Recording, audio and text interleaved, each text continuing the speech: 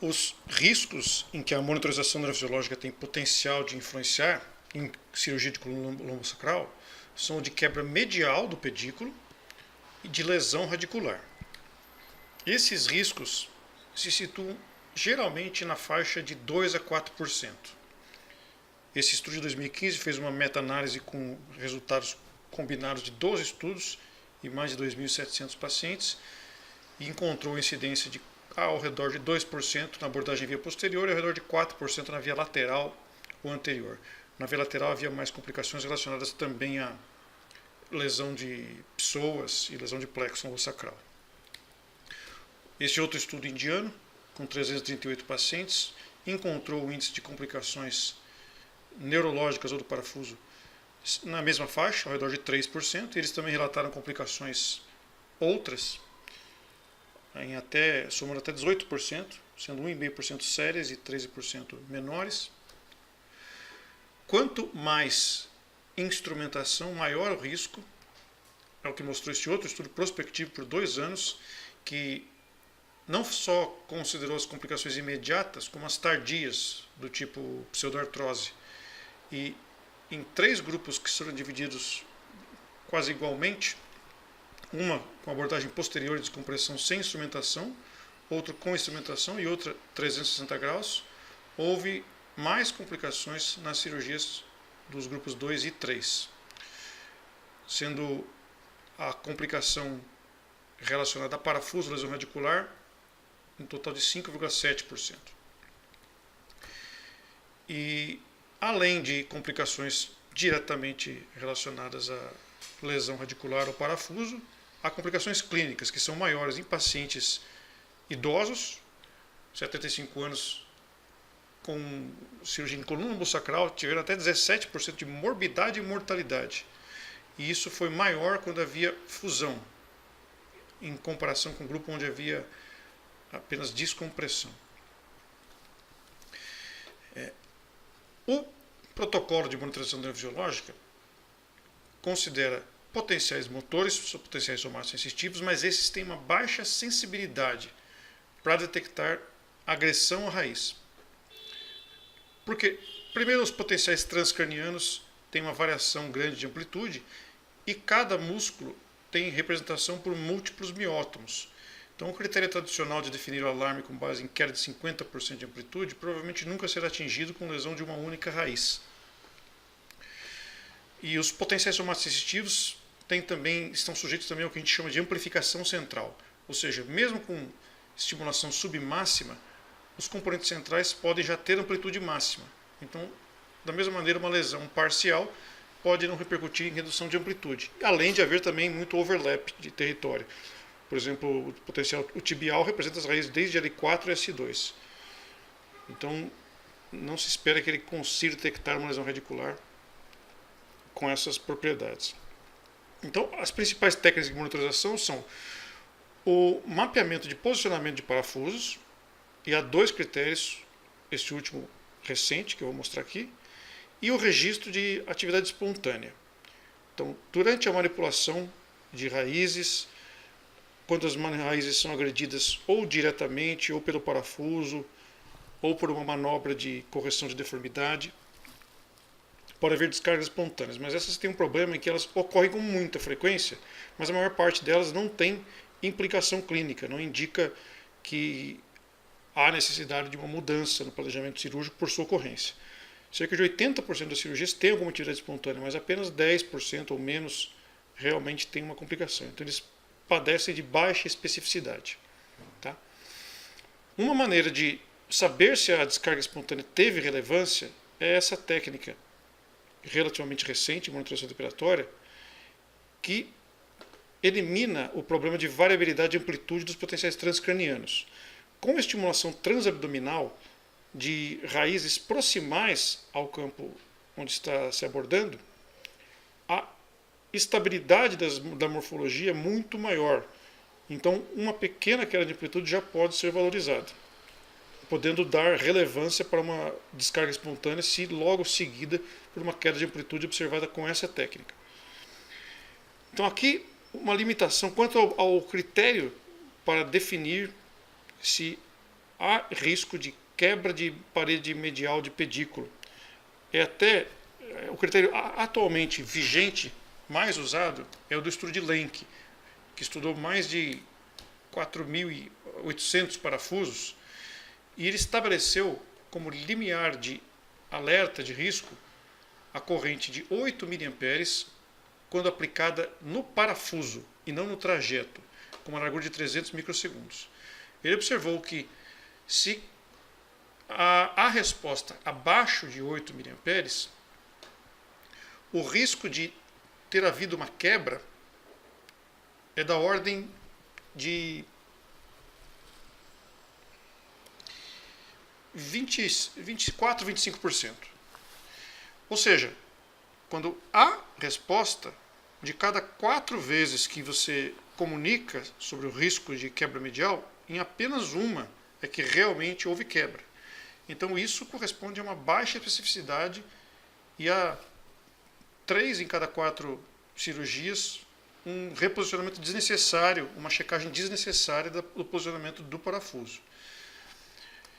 Se você segmenta ainda o limiar na faixa que responde só de 4 a 8, porque esse critério aqui inclui pacientes com limiar bastante baixo, mas se você pegar apenas que o limiar está na faixa de 4 a 8, a especificidade é apenas 17%. Ou seja, de cada 5 vezes que você dá alerta, em 4 o movimento é desnecessário. E se você mudar o critério em vez de 8 para 4, aí você padece do problema oposto, é que você deixa de detectar quebras. Então, com o critério de 8, você deixa de detectar 14% das quebras quando elas ocorrem. Com o critério de 4, você deixa de detectar a maioria das quebras. Aqui você detectou 39 quebras e não detectou 68. E com menos 8, então, 90% das quebras não são detectadas, com menos que 2,8. Então, como o critério que foi publicado agora pelo Trone, isso muda bastante. Veja, estimular o parafuso não foi feito para ser um condutor elétrico. E os parafusos variam no seu material, alguns de titânio, alguns com revestimento de hidroxiapatita. Um problema de estimular o parafuso já posicionado é que o sentido da corrente, que vai seguir pelo caminho de menor impedância, pode se desviar da raiz, vai ser dissipada a corrente. Então isso prejudica a sua sensibilidade. Então o Trone, ele comparou o limiar obtido usando uma estimulação com uma sonda molecular no trajeto antes da inserção do parafuso com o limiar do parafuso.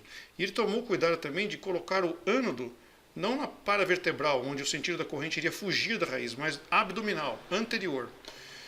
E aqui ele observou que o limiar com estimulação no trajeto para uma sonda molecular é sempre, em todos os mais de 160 casos de parafusos, sempre menor do que a estimulação no trajeto. E outra mudança importante é que o achado se tornou mais sensível e mais específico. Veja que entre os 9 pacientes no estudo onde houve resposta abaixo de 2,6 mA ou abaixo, veja que o limiar é bem mais baixo do que a gente está acostumado a fazer com estimulação de parafuso, em 9 desses pacientes, 8 deles realmente tinham ou quebra ou o parafuso estava penetrando na cortical. Sendo que desses 8 que realmente tinham quebra, apenas 3 seriam detectados pelo critério de estimulação do parafuso. Estou mostrando a superioridade desse critério. Não teve nenhum caso em que a estimulação do parafuso informou algo que a estimulação do trajeto já não havia informado. Então, tanto maior sensibilidade quanto maior especificidade. Então, aqui os cuidados que ele tomou, o ânodo abdominal e não paravertebral, e isso já foi também observado pelo Callance na estimulação do trajeto no nível torácico.